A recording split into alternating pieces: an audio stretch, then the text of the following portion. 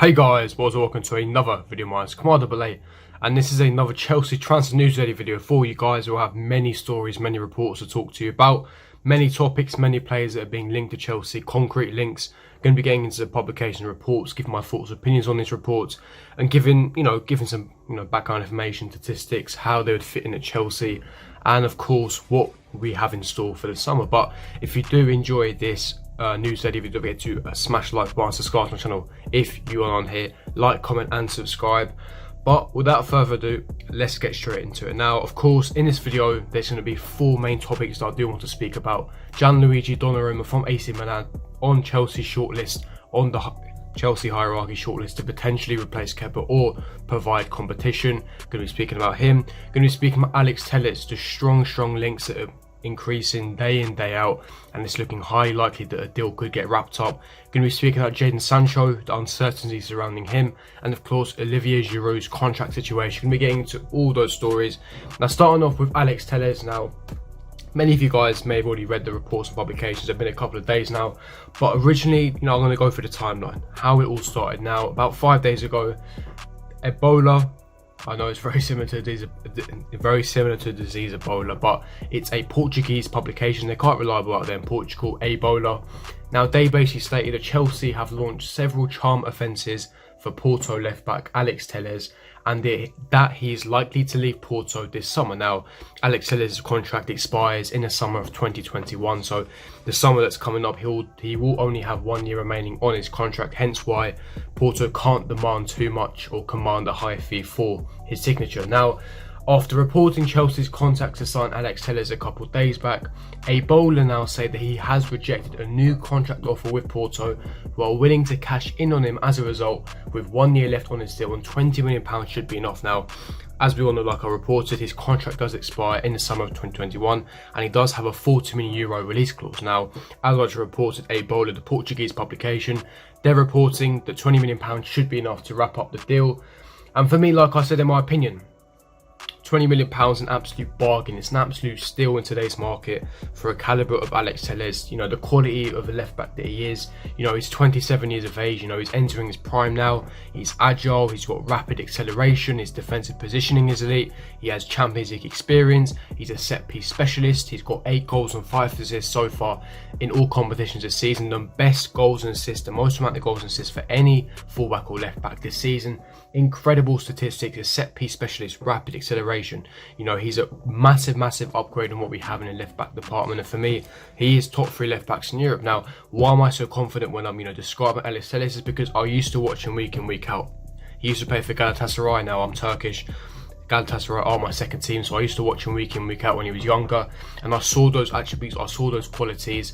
And back in 2017, his agent, Alex Telles' agent, reported that he did state that one day that he potentially signed for Chelsea. Now, a couple of years back, we did contact his agent. There were links. However, he had a gentleman's agreement with Galatasaray, hence why the deal never materialised. But Alex Telles has been a long-term target for Chelsea, and I could always see this deal materialising, all the time. I could always see it. It made sense. Now, basically, that was Ebola, the Portuguese publication. Now, Nico Sciarra, which is another really reliable journalist who basically broke the Sebastian Haller news to West Ham last season, and he's got many other stories correct. He's basically saying that Chelsea are really interested in Alex Telles of Porto for next season, and that talks are ongoing, and he could replace Marcos Alonso as the first choice of Antonio Conte, for instance, left back. Now, what I've been hearing is that obviously, I'm not sure if I'm allowed to say this, but the deal should be concluded within 3 weeks. That's what I'm hearing. Chelsea want to get this done early. They want to wrap up the deal early, around 3 weeks' time. However, an announcement is unlikely from the club. An announcement is probably going to be made in June, July this summer. But they could wrap up the deal behind the scenes within 3 weeks. Now, why could this deal get done so early? Now, number one, he's already rejected 2 contract offers from Porto. He's by far Porto's best player. His contract expires in summer of 2021. Hence why they can't command too much. Hence why £25 to £30 million should be enough for his signature. Now, I was told that the deal will be concluded for £50 million plus £10 million in add-ons. For me, he's an absolute bargain. Such a dynamic fullback as well. Like I said, entering his prime. For me, he'd be an elite signing, a fantastic signing in my opinion, and I would love him at Chelsea. Like I said, he's rapid, his acceleration, set piece specialist, the amount of goals and assists that he scores, the amount of attacking width that he would provide for our team, for our midfielders, for our wingers. Could you imagine Alex Telles out left hand side with, linking up with a Sancho or a Hudson-Odoi, interchanging on the wings? His crossing is best to none. One of the best crosses I've seen from a fullback. His cross is disgusting. Preferred foot is left foot as well, a left foot specialist. His crossing is substantially so good. It's elite, honestly. His crossing is elite, and he is simply a world-class left-back. And for me, he would elevate that left-hand side immediately. He would upgrade that left-hand side so well. And like I said, Alex Telles, it is looking likely that it will be done. So let's see what happens. The stories are materialising, it's intensifying. But leave me your thoughts, opinions in the comment section below regarding Alex Telles. Would you take him at Chelsea? If not, why? Now moving on to the next player, and that is of course Gianluigi Donnarumma. Now Gianluigi Donnarumma has been on Chelsea's shortlist and the Chelsea hierarchy shortlist. Now Nicola Scalera, again the same journalist that broke the Alex Telles news. Now he also reported this as well. Now he basically stated that AC Milan are thinking of selling Gianluigi Donnarumma to fix their corporate balance sheet.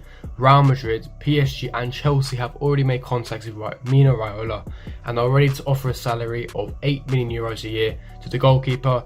Juventus also observing carefully how the situation unfolds. Now, obviously, thinking Donnarumma, it does raise quite a few questions that I'm thinking to myself. I'm sure it raises and arouses a lot of questions for you guys. Number one, if we did sign him, would he come to replace Kepa? Would he come to compete with Kepa? How much would he cost? And how would this deal ever be brokered or materialised, especially with him having an agent of Mino Raiola? Now, if you don't know who Mino Raiola is, he's a super agent, one of the most powerful agents in football. And Chelsea, as you guys, most of you know, we don't deal with Mino Raiola. Main reason why Lukaku never materialised, because of course Lukaku at the time had Mino Raiola. Mino Raiola doesn't get as much agent fees at Chelsea compared to Manchester United, and Mourinho doesn't like paying exorbitant agent fees, which is fair enough, 100%. So, you're thinking immediately, surely this deal would be ruled off. We wouldn't sign him because his agent is Mino Raiola. However, that was a long time ago, and now what I've been hearing is a relationship between the Chelsea hierarchy and Mino Raiola has been resolved. It's now a lot more mutual, and Mino Raiola would be open to do business with Chelsea if we were desperate enough to sign the player and if we paid decent enough agent fees. Now, I think that if we're desperate enough to sign Gianluigi Donnarumma, I would believe that the hierarchy would look past the fact that he has Mino Raiola as an agent. But at the same time, with Kepa having an exceptional performance against Liverpool, making 5 saves, including a triple save, I think that Kepa gaining his confidence back. The club have a lot of trust in Kepa. We splashed a lot of money on him. Long-term investment. We bought him for the world-class potential that he does have, and of course the amount of wages that he wants, it's going to be really difficult to move Kepa on. Hence why I don't believe that this deal will ever materialise. He is on our shortlist, I know that for a fact, but this is part of the reason why he wouldn't materialise, because of course Kepa, the amount of money that we splashed on him and the world-class potential he has. And I think that Kepa is a better keeper than Donnarumma. My personal opinion, that Donnarumma is a world-class shot stopper. He has fantastic good shot stopping abilities. He's very, very young, only 20 years of age, so he has a bright future ahead of him. Nice handling, good shot stopping, very, very tall, so very commanding from set pieces as well. His distribution is a problem. His distribution is not great, and his error as well. The amount of errors he makes, he's very, very error prone, so that is an issue that you could look at. But for me, he's an all-round sort of keeper with a bright future, but I just think that I don't think this deal would potentially materialise, in my personal opinion. Now moving on to the next story, that is Jadon Sancho, and of course, how many times have I mentioned Jadon Sancho in this video? But Sports Bild, the German publication, have been reporting that Dortmund won €140 million, which is roughly around £121 million for Jadon Sancho. Chelsea, Manchester United and Liverpool are among the top candidates to sign him. This is not new news. In my opinion, this is recycled news. We all know that the 3 clubs interested are Chelsea, Liverpool, Manchester United. He wants to make a Premier League return. Now, of course, nothing's changed since what I heard from my source and what we know already. This is just all recycling. Journalists and articles trying to gain more clicks. Nothing's been new. Listen, Jadon Sancho is focusing his season on Borussia Dortmund. He won't make a decision until the summer window. So, any reports, any publication you see that this club is in the race, this club is leading for a signature, he wants to go to this club. Nothing's concrete. He hasn't made a decision yet. He needs to make his decision in the summertime. He's focusing his season with Dortmund. And also, like I said, Chelsea, in my opinion, are the front runners because, of course, he's a Chelsea fan. He has many links here. He idolised Lampard, the Champions League football, the elite project that we're selling to Jadon Sancho as well. Hence why Chelsea are front runners for him. I mean, we did have a couple of bids rejected in the January transfer window, but at the moment, nothing is concrete. You know, he will cost upwards of £120 million, 100%. So we're going to have to wait and see how this deal unfolds.